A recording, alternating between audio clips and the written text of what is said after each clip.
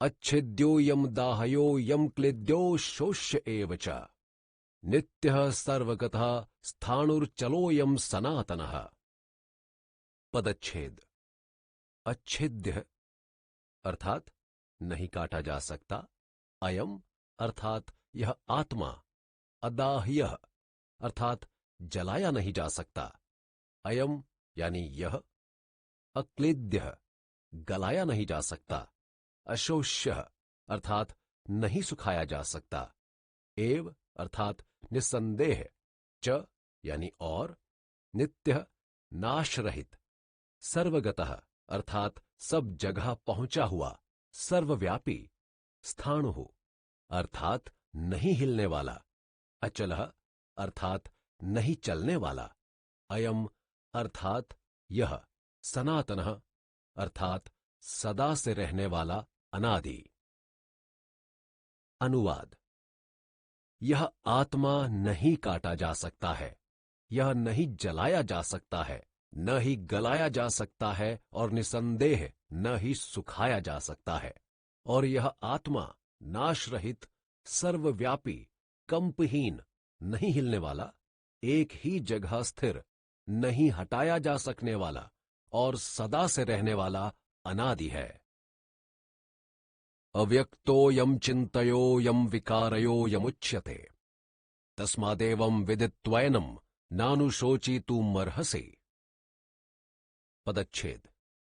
अव्यक्त अर्थात इंद्रियों का विषय नहीं है, अप्रत्यक्ष, अयम अर्थात यह आत्मा, अचिंत्य मन का विषय नहीं है, जो सोचा या विचारा ना जा सके, अयम यानी यह आत्मा, अविकार्य अर्थात विकार रहित, अयम अर्थात यह आत्मा, उच्यते अर्थात कहा जाता है, तस्मात् इसलिए, एवं ऐसा, विदित्वा यानी जानकर, एनम अर्थात इस आत्मा को, न नहीं, अनुशोचितुम अर्थात शोक करने को, अर्हसि अर्थात योग्य हो।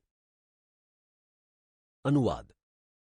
यह आत्मा इंद्रियों द्वारा प्रत्यक्ष रूप से नहीं जाना जा सकता, यह मन के द्वारा भी नहीं सोचा जा सकता, और यह विकार रहित, कभी न बदलने वाला है, ऐसा इसके विषय में कहा जाता है। इसलिए हे अर्जुन, इस आत्मा को ऐसा अर्थात जैसा पिछले श्लोकों तथा इस श्लोक में बताया गया है, जानकर तुझे इसके आशंकित विनाश के लिए शोक करना उचित नहीं है। अथ चैनम नित्य जातम नित्यम वा मन्यसे मृतम तथापि त्वं महाबाहो नैनम शोचितुमर्हसि। पदच्छेद। अथ यानी यदि, च और, एनम इस आत्मा को, नित्य जातम अर्थात सदा पैदा होने वाले को, नित्यम यानी सदा, व और, मन्य से अर्थात मानता है, मृतम मरने वाले को, तथा यानी तो, अपि यानी भी, त्वम यानी तू, महाबाहो अर्थात हे बड़ी शक्तिशालिनी भुजाओं वाले अर्जुन, न यानी नहीं, एनम अर्थात इस आत्मा को, शोचितुम अर्थात शोक करने को, अर्हसि योग्य है। अनुवाद। और यदि तू इस आत्मा को सदा पैदा होने वाला तथा सदा मरने वाला मानता है, तो भी हे शक्तिशालिनी भुजाओं वाले अर्जुन, तू इस आत्मा का शोक करने के योग्य नहीं है, अर्थात तेरे लिए इसका शोक करना उचित नहीं है, तुझे यह शोभा नहीं देता है। टिप्पणी। इस श्लोक में भगवान ने आत्मा को अजन्मा और अविनाशी बतलाकर उसके लिए शोक करना अनुचित सिद्ध किया था। अब दो श्लोकों के द्वारा वे यह सिद्ध करते हैं कि यदि औपचारिक रूप से केवल तर्क के लिए आत्मा को जन्मने मरने वाला मान लिया जाए, तो भी उसके लिए शोक करना अनुचित है। जातस्य ही ध्रुवो मृत्युर्ध्रुवम जन्म मृतस्य च तस्माद् परिहार्येऽर्थे न त्वं शोचितुमर्हसि। पदच्छेद जातस्य अर्थात पैदा हुए की, ही क्योंकि, ध्रुव अर्थात निश्चित, मृत्यु यानी मौत, ध्रुवम निश्चित, जन्म अर्थात पैदा होना, मृतस्य मरे हुए का, च यानी और, तस्मात् इसलिए, अपरिहार्य अर्थात अनिवार्य, बिना उपाय वाले में, अर्थे विषय में, न यानी नहीं, त्वम तू, शोचितुम अर्थात शोक करने को, अर्हसि योग्य है। अनुवाद।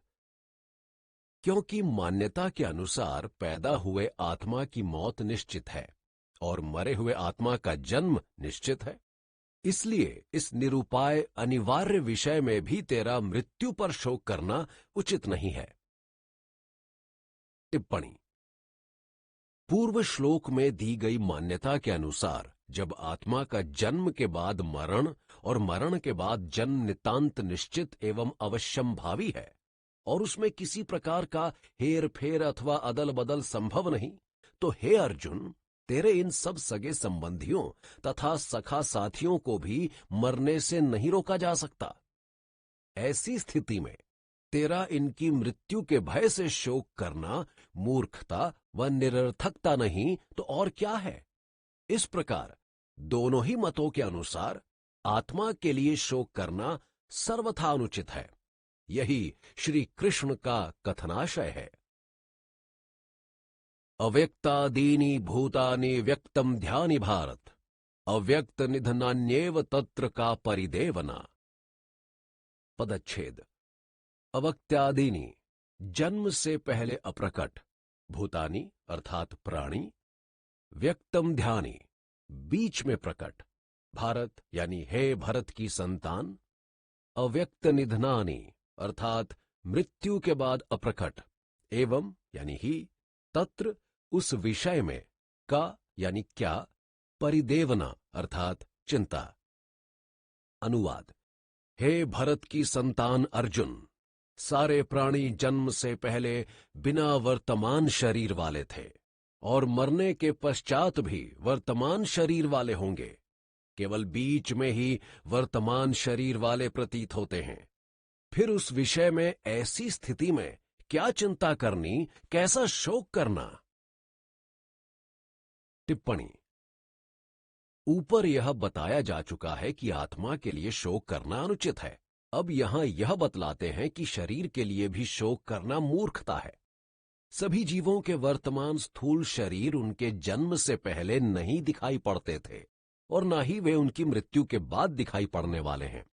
केवल बीच की अवस्था में, जन्म से लेकर मृत्यु पर्यंत ही वे दिखाई पड़ते हैं।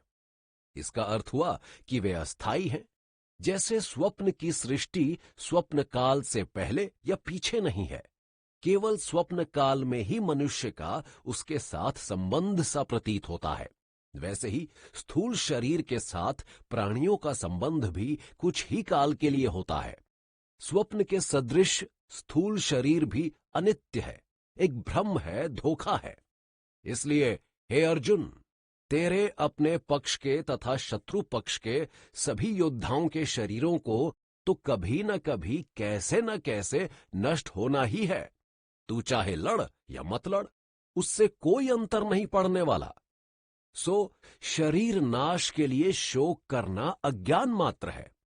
यही भगवान का बार बार कहने का अभिप्राय है। आश्चर्यवत् पश्यति कश्चिद्देन्माश्चर्यवद्वति तथैव चान्यः आश्चर्यवच्चैनमन्यः शृणोति श्रुत्वाप्येनं वेदना चैव कश्चित्। पदच्छेद। आश्चर्यवत् अर्थात अचंभे की भांति, पश्यति देखता है, कश्चित कोई, एनम यानी इसको, आश्चर्यवत् विस्मय की भांति, वदति बोलता है, तथा यानी वैसे, एव यानी ही, च अर्थात और, अन्य दूसरा कोई, आश्चर्यवत् चमत्कार के सदृश, च और, एनम इसको, अन्य यानी कोई दूसरा, शृणोति सुनता है, श्रुत्वा अर्थात सुनकर, अपि भी, एनम यानी इसको, वेद यानी जानता है, न यानी नहीं, च अर्थात और, एव ही, कश्चित अर्थात कोई। अनुवाद। कोई तो इस आत्म तत्व को एक अचंभे की भांति देखता है, वैसे ही कोई और इसका विस्मय की भांति वर्णन करता है, तथा कोई अन्य इसका एक चमत्कार के सदृश श्रवण करता है, और कोई कोई तो सुनकर भी इसे समझ नहीं पाता। टिप्पणी। आत्म तत्व द्वारा अत्यंत दुर्बोध होने के कारण उसे समझाने के लिए भगवान ने इन श्लोकों द्वारा भिन्न भिन्न प्रकार से उसके स्वरूप का वर्णन किया है। यहां वे बतलाते हैं कि आत्मा का विषय इतना गहन, गंभीर, सूक्ष्म, अनुपम एवं अलौकिक है कि साधारण जन तो इसका दर्शन, वर्णन और श्रवण एक विचित्र, अद्भुत तथा अनन्य चमत्कार के सदृश करते हैं, क्योंकि आत्मा सामान्य रीति से न देखा जा सकता है, न बताया जा सकता है और न ही सुना जा सकता है, और यदि जैसे कैसे सुन भी लिया जाए तो उसके स्वरूप को जानना एवं समझना नितांत कठिन है। इस श्लोक का अर्थ ऐसे भी लगाया जा सकता है कि आश्चर्यमय आत्मा को देखने, बताने एवं सुनने वाले मनुष्य स्वयं एक आश्चर्य हैं, क्योंकि ऐसे व्यक्ति तो विरले ही होते हैं। अतः हे अर्जुन, यदि तू भी आत्मा के गुह्य तत्व को ना समझ सकने के कारण मृत्यु के विषय में शोक करता है तो कोई आश्चर्य नहीं है।